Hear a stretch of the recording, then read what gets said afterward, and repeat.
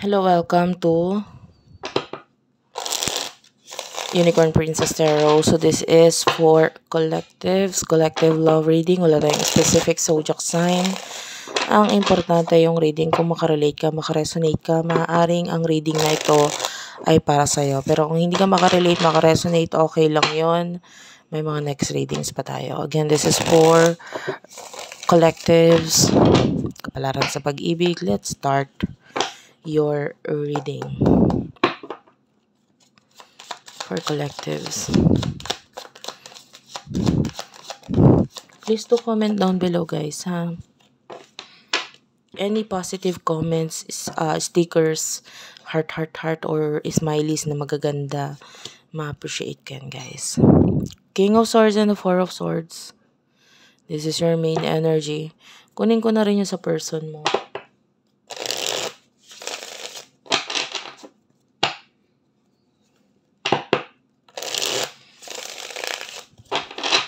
Okay, for your person, Sun, Moon, Rising, Venus, sorry. Why did I say Sun, Moon, Rising, Venus, and Jupiter sign, no? Wala nga pala tayong particular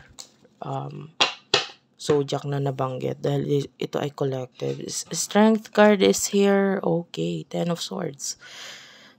So yeah, that's why there's Leo energy. Ayun na, with the Strength card. And anyway, energies lang naman. Gemini, Libra, Aquarius. You could be an air sign, or you could be dealing with an air sign, or pwede rin namang Leo or Leo energy. But anyway, ito na, nakukuha natin that there's particular situation here wherein nagkakaroon ng ending with the Ten of Swords. Ngayon, pwedeng with the King of Swords,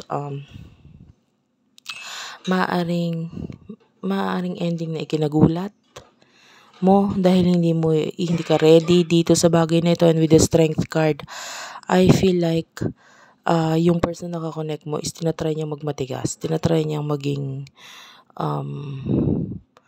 okay dito sa ending na ito. And then for what I can see here with the King of Swords, I feel like ginagamit mo lang yung utak mo, you're just being rational dito, and may mga decision dito with the Two of Swords na maaaring isinasagawa or sinasakatuparan ngayon na pwedeng may kinalaman sa money. Okay?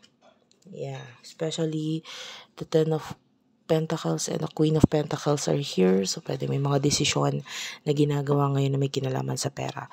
But as regarding sa person mo and ikaw, whatever ending is happening right now, parehong nagmamatigas kayong dalawa. Okay? So, ano yung mga nasa isipan at emotions ninyo ng person na ito? For collectives, ano yung mga nasa isipan at emotion ninyo ng person na ito? Spirit guides, angel guides for our collectives, please. Okay. You do have here the Axe. Yeah, this is breakup, separation, stop the pattern, silent treatment, and abandonment. So maybe for now, pinaka ginagawa mo ngayon is, or nasa isip mo is to not communicate or makipag-disconnect dito sa taong to. Maybe some kind of pag-abandona and separation ng sa inyong dalawa. Whatever is this beautiful pagsasamahan with the passion and wedding rings, maybe this is a relationship na meron sa inyong dalawa, napakaganda, and this is like an everlasting promise, everlasting love between the two of you, pero mas pinili nyong i-end, or mas pinipili mo ngayong i-end na lang kung ano man ito, okay? Because maybe you do love this person, pero sa ngayon, kung ano man yung naging situation ninyo, mas mabuti pang i-end or tapusin na lang, okay? And ano naman nasa isip ng emotion, isip and emotion ng person na ito, yeah, you do love this person. Mahal mo tong person na ito, and napamahala siya sa'yo, or this person, maybe for some of you, in-end mo, but you still are longing for this union. Yun, parang gusto mo pa rin ng reconciliation or union sa inyong dalawa. Pero, you do have your the not today. So, may pag-iwas talagang ginagawa din ito person na to. This person also wants union. Gusto rin niya ng maayos pa muli kung ano man yung nag-end dito sa inyong dalawa. And this person is, gusto niya munang ialis kung ano man yung pain na nararamdaman niya ngayon. Because this person is currently healing and feeling a lot of heartbreak, kalungkutan, and then sa ngayon, may galit ako nararamdaman dito sa person na ito. We do have here the chaser. I feel like this person still needs you. Nandun yung pangangailangan. Kailangan ka pa rin niya. Okay. And what will happen in the near future for you? Ay, bago yon, alamin muna natin kung ano yung um, mga gusto ninyong sabihin sa isa't isa. Okay? Ano yung mga gusto ninyong sabihin sa isa't isa?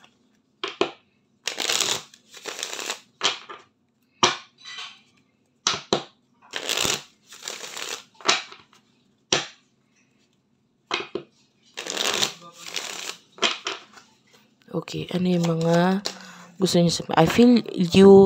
I feel you leaving me behind. I feel you leaving me behind. This is coming from you. So, nakikita natin na parang nararamdaman mo na umaalis na itong taong ito sa buhay mo. And I am so attracted to you, but I feel like hindi ka pa rin naman completely sinasarado ang pintuan mo sa kanya. And you do have here, I am grateful for the spiritual lesson. I feel like this is you telling to this person na kahit papano marami ka natutunan sa kanya, sa connection ninyong dalawa.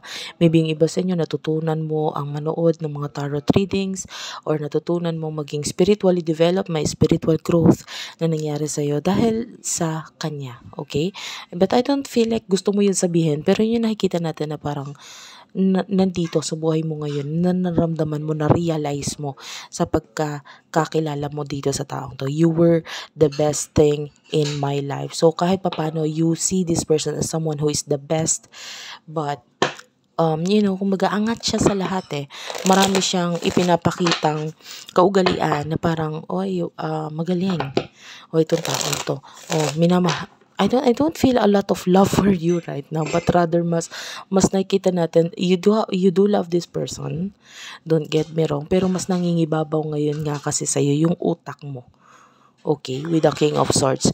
And for your person, ano nasa isip, ano yun naman yung gusto niya sabihin sa'yo? You do have here, we both know I am not the one for you. I am afraid to contact you. And the last message, you speak to me through music. And at the bottom of the deck, you do have here, I couldn't let you get close to me. So for now, ang alam ng person na ito, siya yung may gawa, siya yung may kasalanan, siya yung may mali. And sinisisi niya yung sarili niya. And masyado siyang iisip na parang hindi talaga ako para doon. Hindi talaga ako para sa'yo. Kasi mali ako eh. Kasi this person is really afraid to contact you. Natatakot siya or nahihiya siyang kontakin ka. But this person is still thinking about you, kung ano yung mga ginawa. Actually, yung mga sinabi niya sa'yo hanggang ngayon, gumugulo sa isipan niya. Kaya nga mas sinisisi niya ngayon ang sarili niya. So, what will happen in the near future for the both of you? Anong mangyayari ngayon in the near future for the both of you? Okay, you do have here the Three of Cups and the King of Cups. Sorry, this is the Knight of Cups. So, you do have a lot of love. You are open pagdating talaga sa person na ito in the future. This person, Queen of Pentacles, Five of Pentacles. Clarify the Queen of Pentacles, please. Clarify the Queen of Pentacles. As Taurus, Virgo, Capricorn energy. King of Pentacles is also here. Hierophant is also here. So, ayan, nakikita natin with the Six of Wands, Aries, Leo, Sagittarius energy. This connection, nakikita natin ng another chance in the near future. Nakikita natin yung, I feel like this is you opening your heart or opening yourself towards this person na nagpapakita as the Queen and King of Pentacles. I mean, pakiramdam niya kasi sa ngayon is that hindi kanya kailangan. Pero I feel like kailangan niya muna talaga din matutunan sa sarili niya kung ano yung halaga mo. And maybe itong pagkakalayo na ito or separation na ito ang magiging dahilan para ma-realize niya yun. And in the near future, after no ma-realize niya na ikaw pala ay kailangan niya, no, na hindi pala talaga siya King and Queen of Pentacles, na siya pala ay the Five of Pentacles, okay? I have nothing without you. Parang ganun. Wala akong, kung ano yung mga meron ako kung wala ka. So, after nyo ma-realize itong mga bagay na to, this person is coming back. This person is going to say sorry. This person is going to, hindi lang niya basta yun ma-realize. May mga tao ding magsasabi sa kanya para ma-realize niya kung ano yung mga mali niya. So, thank you for watching. I love you all and bye-bye.